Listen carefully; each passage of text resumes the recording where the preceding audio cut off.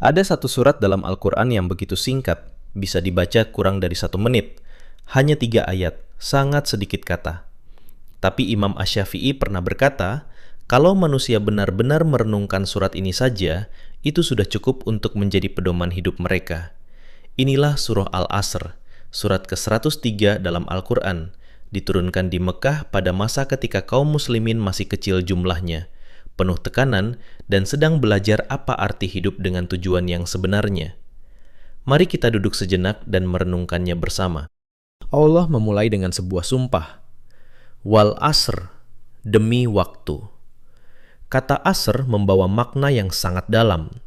Ia merujuk pada keseluruhan perjalanan waktu manusia, pada aliran waktu yang terus menekan dan bergerak tanpa henti. Sebagian ulama seperti Ibnu Katsir menjelaskan bahwa ini mencakup seluruh waktu. Sementara yang lain seperti Al-Qurtubi menyoroti bahwa ini juga bisa merujuk pada waktu sore, saat matahari mulai turun ketika seseorang secara naluriah merasakan bahwa sesuatu sedang berlalu. Allah tidak bersumpah dengan sesuatu yang sepele.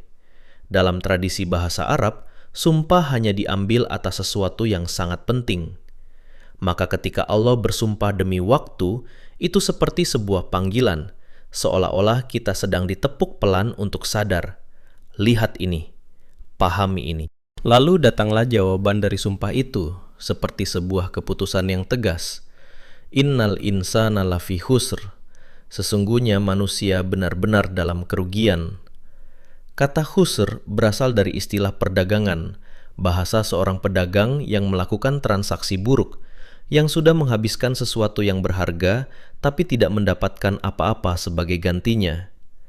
Al-Qurtubi menjelaskan dengan sangat dalam, setiap manusia hanya dengan menjalani hidup dan menghabiskan waktunya sebenarnya sedang berada dalam keadaan rugi, kecuali jika ia melakukan sesuatu untuk mengubah itu. Keadaan default kita adalah rugi. Ini bukan pesimisme, ini kejujuran. Waktu yang terpakai tidak akan kembali, dan pertanyaannya sekarang, kamu menukarnya dengan apa? Ada sebuah hadis yang sangat sejalan dengan ini. Nabi SAW bersabda, manfaatkan 5 perkara sebelum 5 perkara, masa mudamu sebelum tua, sehatmu sebelum sakit, kayamu sebelum miskin, waktu luangmu sebelum sibuk, dan hidupmu sebelum mati. Surat ini dan hadis ini seperti saling berbicara, menunjukkan satu kenyataan yang kita sering tahu, tapi jarang mau benar-benar kita hadapi. Waktu tidak bisa diperbarui. Lalu, seakan-akan Allah menyelamatkan seseorang yang sedang jatuh. Datanglah pengecualian itu. Illal ladina amanu wa amilus salihat wa tawasau bil haq wa tawasau bis sabr. Kecuali orang-orang yang beriman, beramal saleh, saling menasihati dalam kebenaran, dan saling menasihati dalam kesabaran. 4 sifat, 4 syarat, dan para ulama menjelaskan urutannya dengan sangat indah. Pertama, iman. Keyakinan kepada Allah, kepada yang gaib, kepada makna besar yang menopang kehidupan ini. As-Sa'di menjelaskan bahwa iman adalah akar dari segalanya. Tanpa iman, amal tidak punya tempat untuk tumbuh. Karena itu ia disebut pertama. Lalu, amal saleh. Dalam pandangan Al-Quran, iman tidak pernah diam. Ia bergerak. Ia terlihat. Ia hadir dalam cara kita memperlakukan keluarga, tetangga, orang asing, bahkan lingkungan. Nabi SAW pernah ditanya, amalan apa yang paling dicintai Allah?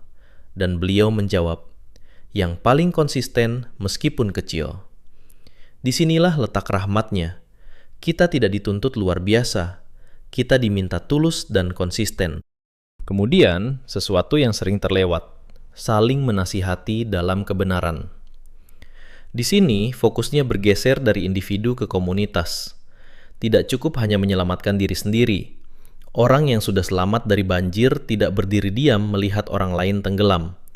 Ada tanggung jawab untuk saling mengingatkan, menyampaikan kebenaran dengan lembut dan terus-menerus, membangun lingkungan di mana kejujuran saling dijaga. Ibnu Katsir menekankan bahwa ini adalah salah satu kewajiban sosial terpenting dalam Islam. Kita bukan individu yang terpisah, kita satu tubuh.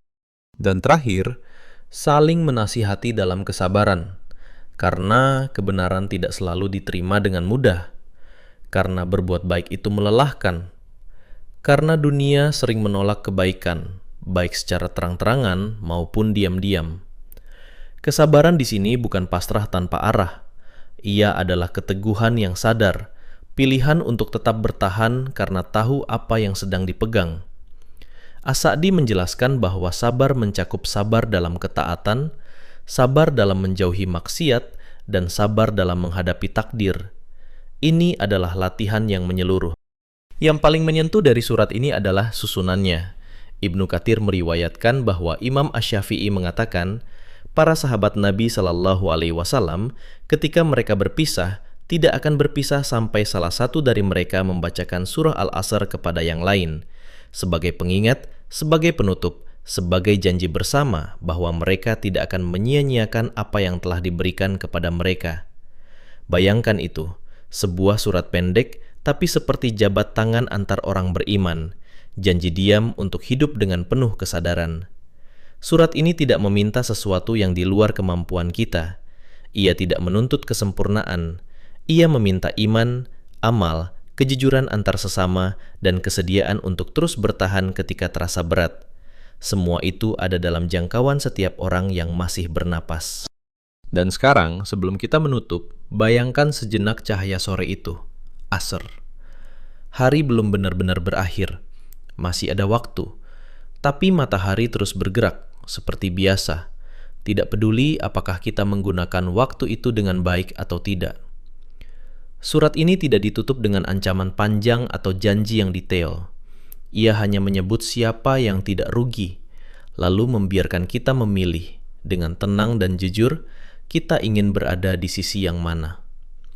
Semoga Allah menjadikan kita termasuk orang-orang yang beriman, yang beramal, yang saling menjaga dalam kebenaran dengan kelembutan, dan yang tetap bertahan dengan sabar di atas segala kebaikan.